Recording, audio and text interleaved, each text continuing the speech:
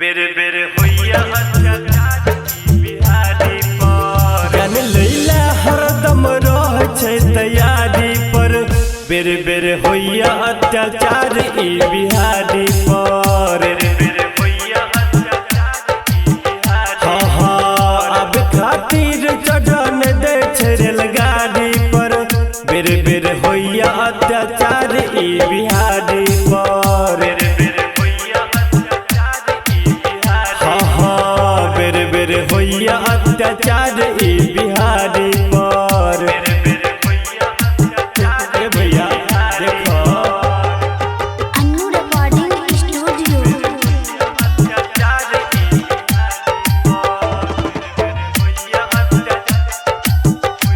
अत्याचार की Bihari DJ Sumit Satish रैमा। DJ Sumit Satish रैमा। हाँ घर परिवार जाय कमाए इतना दूरी में। बिना कोनो गलती के मारल जा तिरपुर में। एहो बिहार के वासी भैया सब ध्यान दो। हाँ घर परिवार जाय कमाए इतना दूरी में। बिना कोनो गलती के मारल जा तिरपुर में। दैन छ ध्यान एहो नीतीश कुमार ध्यान दो। दैन छ ध्यान नीतीश कुमार रोजगारी पर। बेरे बेरे होइया अत्याचार ई बिहारी पर।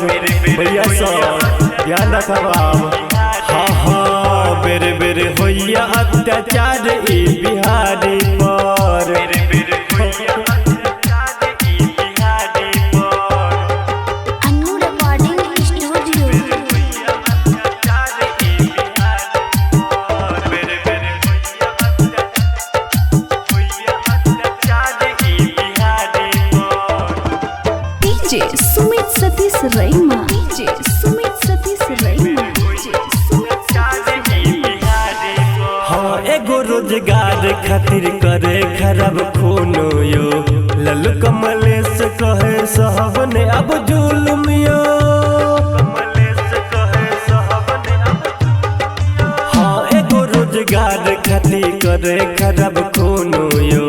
कहे मनोज साहब ने अब जुल्म यो। बाहर से बेटा हाँ बाहर से बेटा माँ कनै छै दुआरी पर। बेरे बेरे होइया अत्याचार ई बिहारी पर। नीतीश कुमार हाँ बेरे बेरे होइया अत्याचार ई बिहारी